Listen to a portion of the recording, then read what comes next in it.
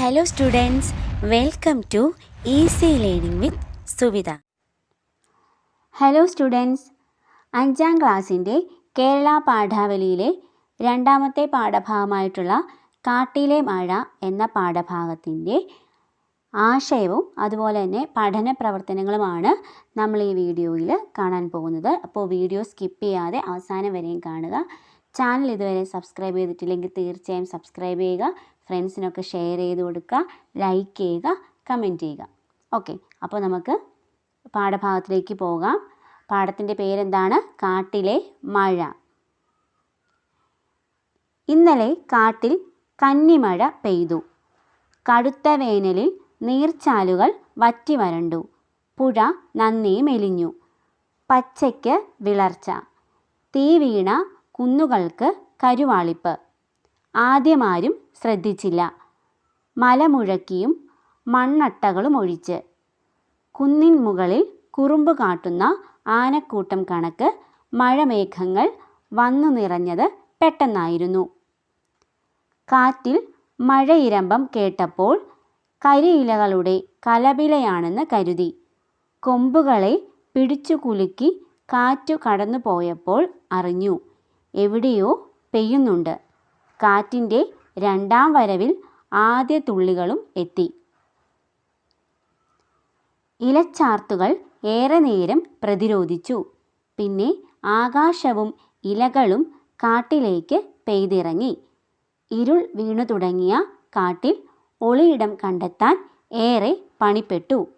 പുഴയോരത്തെ പാറക്കെട്ടുകൾക്കിടയിലുള്ള സാമാന്യം വലിയ ഗുഹ. അതിൻ്റെ സുരക്ഷിതത്വത്തിൽ ചുള്ളിവിറകുകൾ എരിഞ്ഞു തുടങ്ങിയപ്പോൾ പുറത്ത് കാറ്റിന് പേ പിടിച്ചു തുടങ്ങിയിരുന്നു. എവിടെയോ മരങ്ങൾ ഒടിഞ്ഞമരുന്നതിൻ്റെ ശബ്ദം, മൃഗങ്ങളുടെ അപായ സൂചനകൾ, ചിഹ്നം വിളികൾ, കനത്ത കാലടികൾ കുഴമണ്ണിലൂടെ അതിദ്രുതം പായുന്നതിൻ്റെ പ്രതിധ്വനി.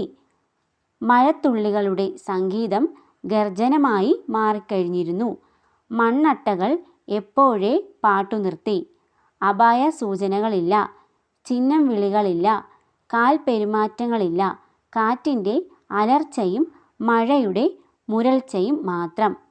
പുഴയ്ക്ക് ജീവൻ വച്ചു തുടങ്ങിയിരുന്നു. പുഴയുടെ നിറം തുടുത്തു. കുന്നിലും മേട്ടിലും നിന്നായി നൂറുനൂറ് നീർച്ചാലുകൾ പുഴയിലേക്ക് അരിച്ചിറങ്ങുന്നുണ്ട്.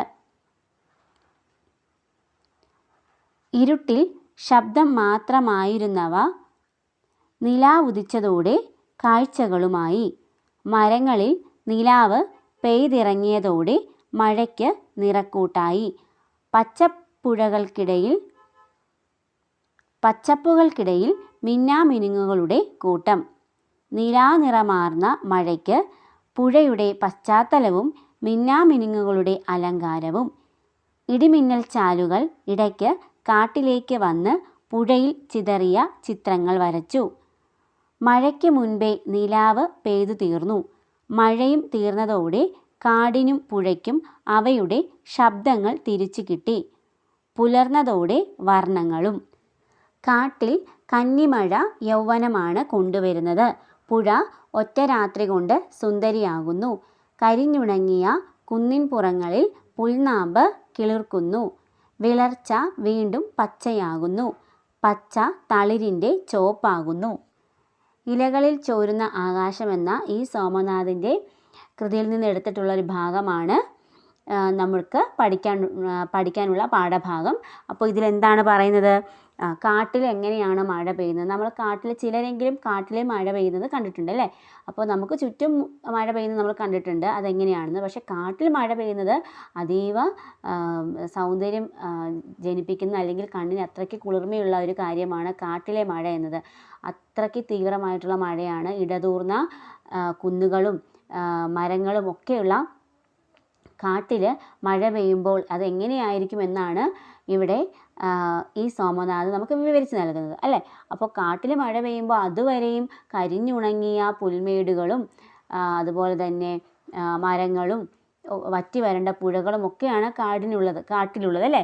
അപ്പോൾ ഇതൊക്കെ പുഴകൾ നിറഞ്ഞ് കവിയുകയും അതുപോലെ തന്നെ അരുവികളൊക്കെ വീണ്ടും പുനർജനിക്കുകയും അരുവിയിലൂടെ വെള്ളം ഒഴുകുകയും നൂറ് വെള്ളച്ചാട്ടങ്ങൾ ഉത്ഭവിക്കുകയും അതുപോലെ തന്നെ കാടിന് ജീവൻ നൽകുകയും ഇലകളിൽ വെള്ളത്തുള്ളികൾ വീഴുമ്പോൾ കരിഞ്ഞുണങ്ങിയ പുൽനാമ്പുകൾ തുള്ളി വീഴുമ്പോൾ അവയ്ക്കൊക്കെ പുതിയ ഉണർവ് കിട്ടുകയാണ് ചെയ്യുന്നത്. അപ്പോൾ കാട്ടിലെ മഴ അത്രത്തോളം ഹൃദയഹാരിയാണ് എന്നാണ് സോമനാഥ് ഈ ഒരു തൻ്റെ ഓർമ്മക്കുറിപ്പായിട്ടുള്ള ഈ ഒരു ലേഖനത്തിൽ പറഞ്ഞു വെക്കുന്നത്.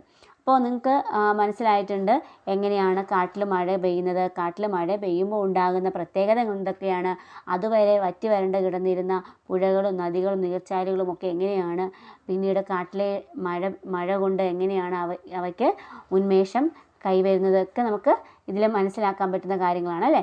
അപ്പോൾ നിങ്ങൾ ശരിക്കും വായിച്ച് നോക്കുക. ടീച്ചേഴ്സ് തീർച്ചയായും നിങ്ങളോട് വായിക്കാൻ പറയും. അക്ഷരത്തെറ്റില്ലാതെ വായിക്കാൻ ശ്രമിക്കുക. അപ്പോൾ നമുക്കിതിൻ്റെ പഠന പ്രവർത്തനങ്ങളിലേക്ക് പോകാം.